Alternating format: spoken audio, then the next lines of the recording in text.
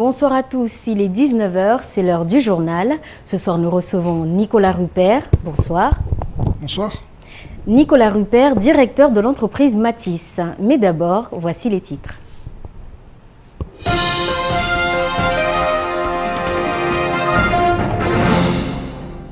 Stupeur chez le transporteur scolaire Matisse. Le tribunal administratif vient d'annuler le marché qu'il détient depuis 2 ans.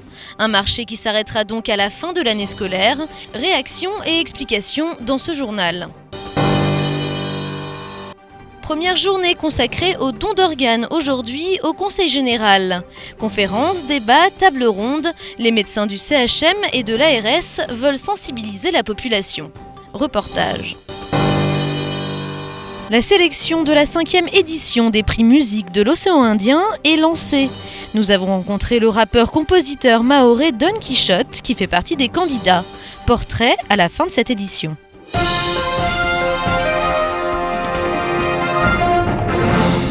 C'est une nouvelle qui a mis Matisse en état de choc. Le tribunal administratif a annulé hier le contrat de transport scolaire que la société détient depuis 2 ans avec le Conseil général. En cause, ce marché n'aurait pas été assez bien réparti selon les plaignants. Aujourd'hui, ce sont plusieurs dizaines d'emplois qui sont potentiellement menacés. Explication avec Camille Lequin. C'est une affaire qui a fait la une de la presse ce matin. Et pour cause, l'heure est grave pour l'entreprise Matisse. Elle risque de perdre le marché du transport scolaire en grande terre à la fin de l'année scolaire. 10 jours après l'agression d'un chauffeur qui avait secoué le transporteur, les salariés sont encore une fois sous tension. Pour nous, le coup dur, c'est qu'aujourd'hui, qu'est-ce que vont devenir les salariés, même si la loi permet sur le transport, il y a une garantie d'emploi, mais il faut que dès maintenant, qu'on sache où on va, où nous allons en tant que salariés de la société. Pour mieux comprendre ce qu'il s'est passé, il faut revenir en arrière. En 2013, le Conseil général lance un appel d'offres pour la gestion du transport scolaire sur l'île. Il désigne alors 2 lots, celui de Petite Terre qui représente 3% du marché et celui de Grande Terre qui représente les 97% restants.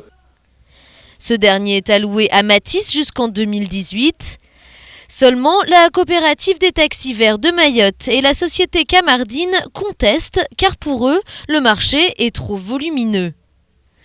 Ils saisissent donc le tribunal administratif qui leur a donné raison hier.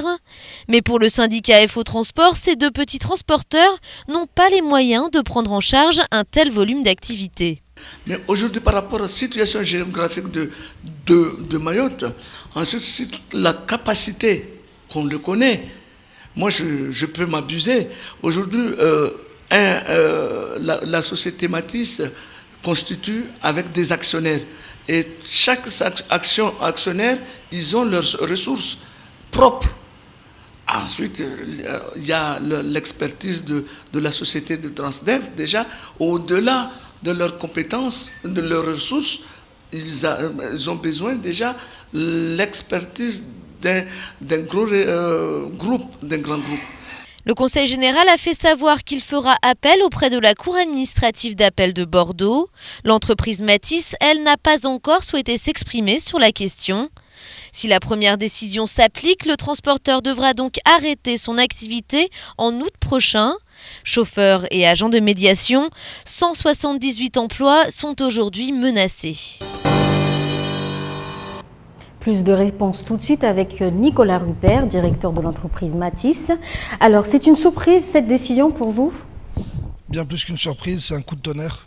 C'est un coup de tonnerre sur le transport. Et dans quel état vous êtes lorsque justement on perd un marché comme celui-ci ? Alors bien entendu, on ne peut être qu'inquiet de perdre un marché aussi important que celui-là. Inquiet tout d'abord pour les salariés, comme l'a exprimé Aliciaka. Inquiet pour les transporteurs partenaires. On a en effet 89 transporteurs sous-traitants et inquiet pour, je l'ai dit, le transport mahorais, parce que la société Matisse, durant ces 5 années, a organisé le transport, a fait en sorte qu'il se passe, ma foi, dans de bonnes conditions.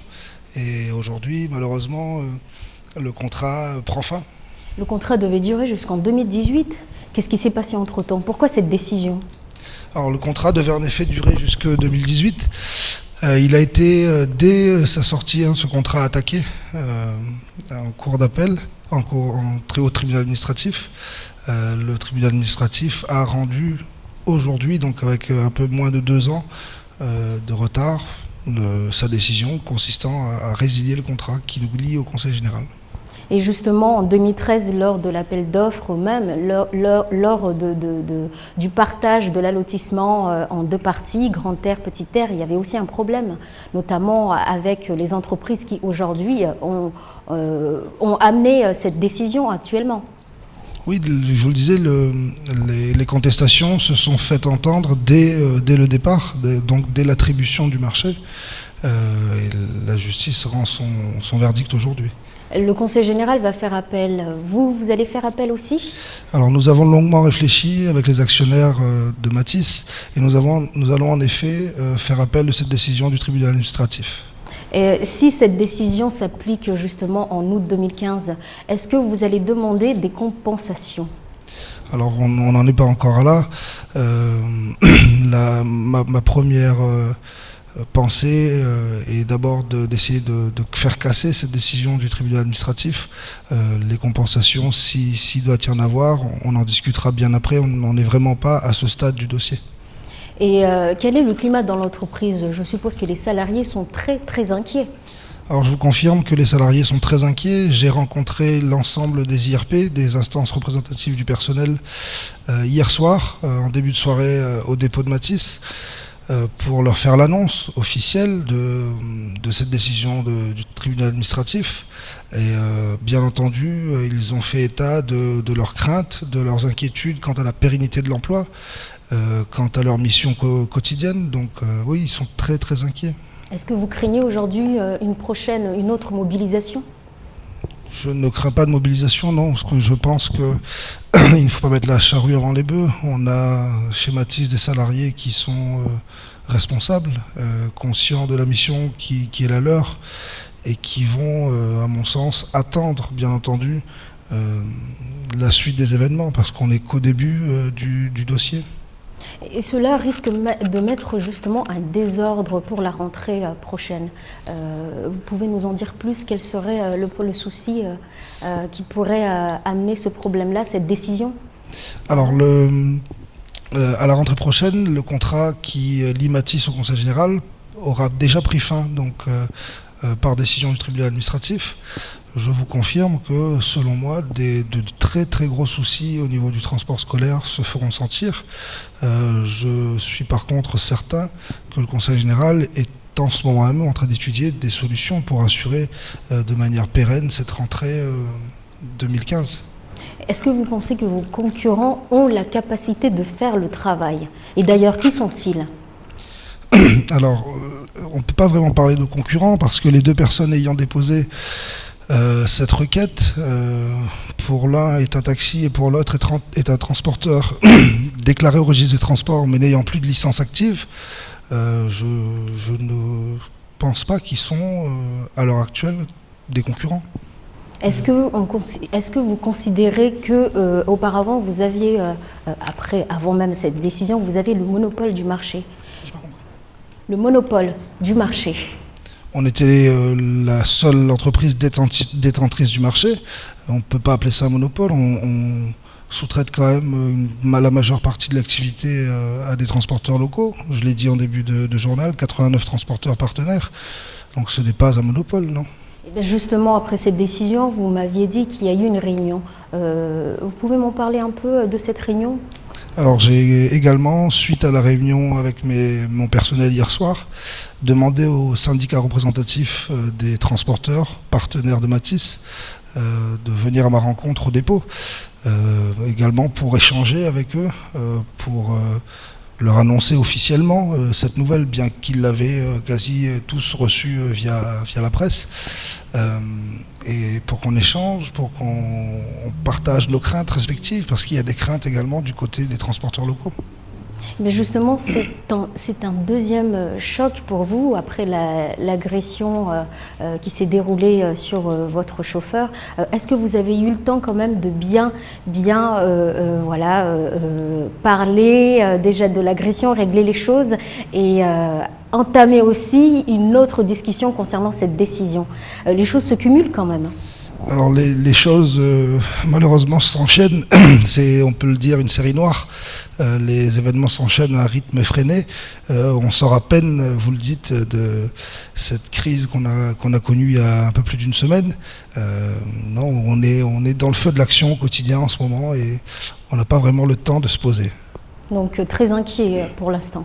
Extrêmement inquiet, bien sûr. Merci Nicolas Rupert d'avoir répondu à nos questions. Merci. Nous allons continuer tout de suite avec toujours l'école. Le nouveau bâtiment de l'école Cavani Stade a été inauguré ce matin. 8 nouvelles classes sur 3 étages qui permettent aux écoliers d'en finir avec le système de rotation.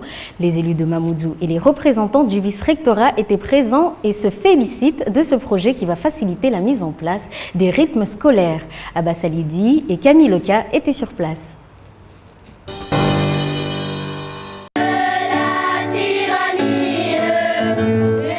Brandissant leur petit drapeau tricolore fait maison, les 529 élèves ont accueilli les élus et les représentants du vice-rectorat dans la joie et la bonne humeur. Pour Zaïdou Tavandaï, conseiller général de Mamoudzou 2, l'émotion est grande car Cavani Stade, c'est aussi son école et il mesure le chemin parcouru.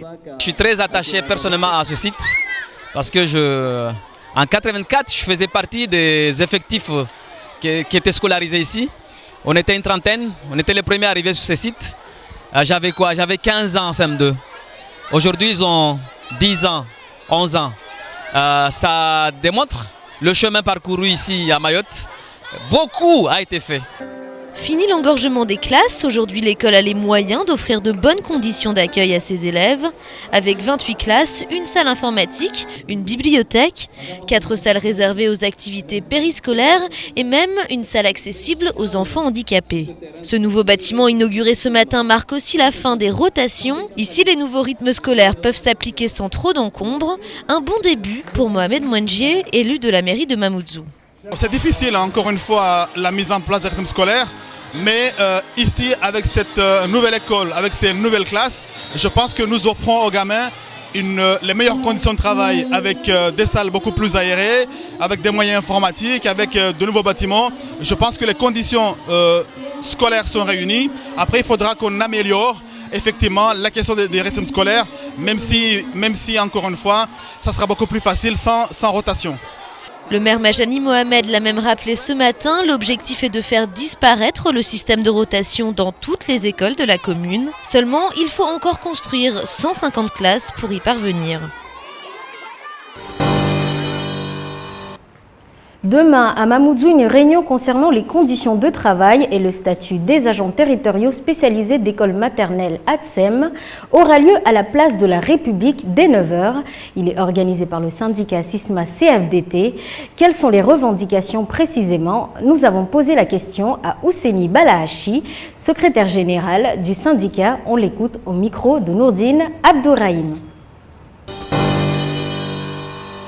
Ce que nous attendons dans cette réunion, c'est d'avoir une forte participation de tous les agents pour que nous puissions discuter clairement de ce que c'est ce corps de métier et puis de voir également par rapport à tout ce que nous pourrons prendre comme résolution afin de rencontrer les élus des différentes communes de Mayotte. Nous savons que les ATSEM, ce sont des agents de la fonction publique territoriale de catégorie C. Et pour qu'un ATSEM puisse être considéré en tant que tel, il doit avoir le CAP de petite enfance. Mais sans ce CAP, un ATSEM ne peut pas être considéré en tant que tel. Il sera faisant fonction. Mais depuis la mise en place de ce corps à Mayotte, nous savons qu'un bon nombre d'ATSEM a déjà fait la formation de validation de cette CAP. Et de là, il faudrait que les élus se conforment des modalités de la réglementation pour pouvoir recadrer ce corps de métier et leur permettre d'évoluer dans de bonnes conditions. Toujours du côté de la mairie de Mamoudzou, les nouveaux inscrits ont reçu leur carte d'électeur cet après-midi à la salle des mariages. Parmi eux, des jeunes qui votent pour la première fois cette année à l'occasion des élections départementales. Et la commune en a profité pour les sensibiliser à cet acte citoyen qui est à la fois un droit et un devoir. Reportage de Camille Leca. Comme à chaque nouvelle élection, ce petit papier bleu-blanc-rouge est primordial pour les électeurs. Cette année, ces jeunes de Mamoudzou vont voter pour la première fois. Alors cette petite carte, ils en sont fiers et ils en mesurent l'importance. C'est un grand honneur parce que avant j'étais pas citoyen, je ne peux pas voter, mais maintenant je peux voter, je peux prendre des décisions envers pour l'avenir de ma commune, quoi. Pour moi, c'est un avantage, comme j'ai 18 ans, c'est un avantage pour participer à la vie active de ma commune.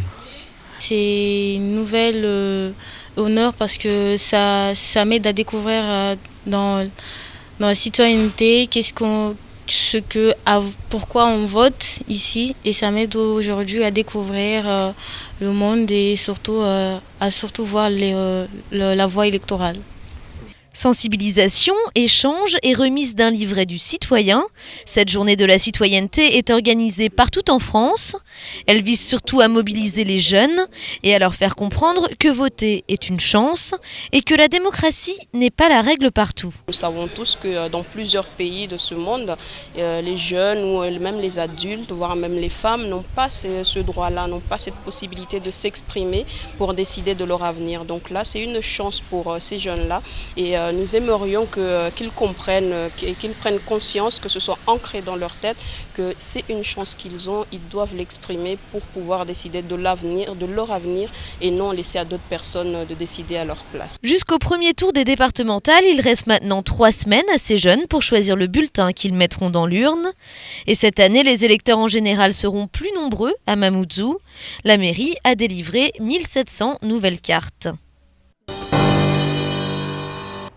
La semaine prochaine sera dédiée à une problématique de santé publique, le don d'organes.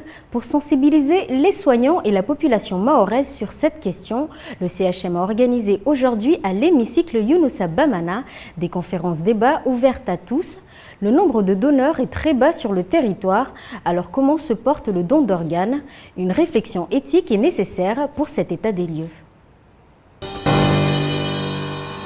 Le public était au rendez-vous ce matin pour le débat sur le don d'organes.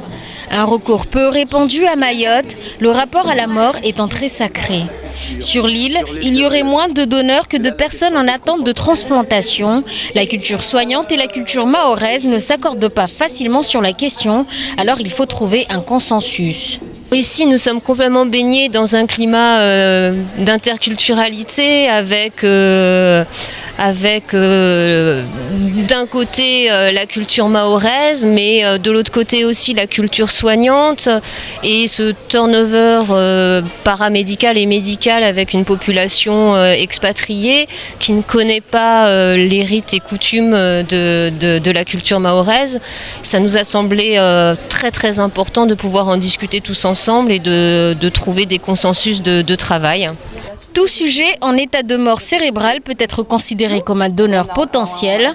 Faire connaître sa position vis-à-vis du don d'organes est aussi nécessaire. Pour cela, il faut le signaler à ses proches afin que ceux-ci puissent témoigner de votre volonté. En fait, on peut changer d'avis tant qu'on veut. On a été pour, puis finalement on change d'avis et on est contre. La position sera respectée. Après, le plus important pour nous, lorsqu'une personne va décéder par la mort encéphalique, c'est de rencontrer ses proches. Donc dans les proches, il y a la famille de sang, mais il y a aussi les meilleurs amis, parfois c'est l'employeur, une fois j'avais eu à traiter avec l'employeur, qui viennent nous rapporter le positionnement du défunt sur ce sujet-là. Donc s'il avait une carte de donneur qu'il était pour, mais que il y a 3 mois, il a changé d'avis, en général, s'il l'a dit à personne, on ne le saura pas. Hein. Si la question du don d'organes est si importante, c'est qu'il permet de sauver des vies. Depuis leur début en 1991, les greffes ont fait un bond de 45%. Les plus recherchées restent celles du rein et du foie. L'agression à Kahani, la manifestation du CHM et enfin l'exposition du CDTM artisan. C'est l'heure de l'actualité en bref.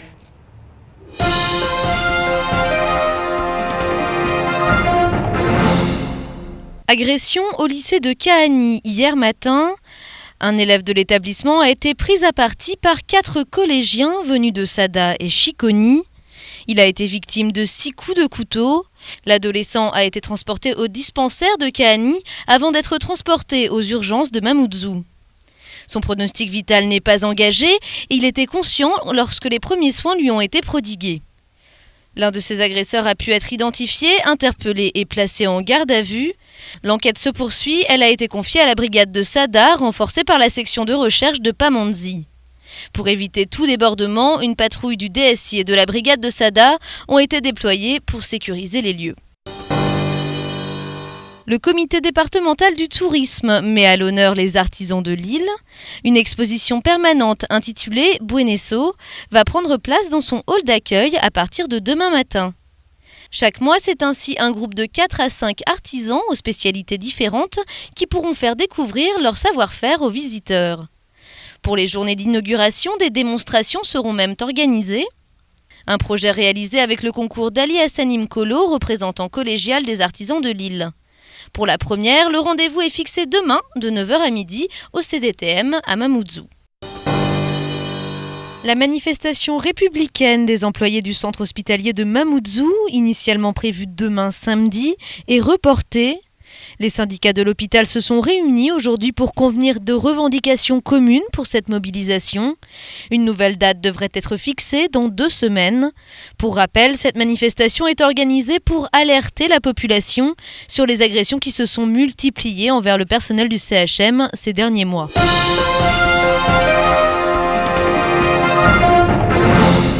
Les inscriptions pour la 5e édition du prix Musique de l'Océan Indien ont débuté depuis le 12 février. Nous avons rencontré l'un des inscrits, Don Quichoc, artiste rappeur originaire de Sada. Il se définit comme un artiste complet. Aujourd'hui, il produit de nombreux artistes mahorais. Voici son portrait. Artiste complet, c'est ainsi que Don Quichoc se définit. Ce rappeur originaire de Sada est compositeur, interprète, producteur, distributeur et éditeur. Né le 13 février 1980, Don Quichoc a d'abord fait ses débuts de rappeur en métropole en 1998. Premières années dans lesquelles il multiplie les concerts. On faisait des concerts, j'avais un groupe qui s'appelait L'Ombre Blanche sur Poitiers. Et donc on avait fait quand même pas mal de scènes sur La Rochelle, sur le Poitou-Charentes, sur Châtellerault, sur Poitiers, et d'autres villages aux alentours. Et puis je me suis rendu compte que vu les moyens limités ou les peu de moyens accordés à la musique urbaine dans la région Poitou-Charentes, j'ai décidé de revenir dans les Bouches-du-Rhône près de ma famille. Et je savais qu'il y avait une association qui s'appelle Sound Musical School qui avait ouvert son studio juste en bas du bâtiment. En 2007, le jeune artiste, aussi beatmaker, crée sa propre maison de disques, CDPMG, et multiplie les collaborations. Aliman Staff de Marseille en passant par Akhenaton. Ce jeune Mahorais, aujourd'hui fier de son parcours, aurait un caractère assez trempé, ce qui lui vaut des détracteurs. JN, son réalisateur de clips vidéo, le connaît bien. La première fois, on faisait un volet ensemble et il s'est pris la tête avec un des artistes à cause d'un autre artiste qui s'est permis d'aller laisser des commentaires sur son page Facebook. Toujours à l'affût de plus de reconnaissance, Don Quichoc est candidat pour le prix Musique de l'Océan Indien, un concours certes modeste, mais qui lui permettrait d'augmenter sa cote de popularité.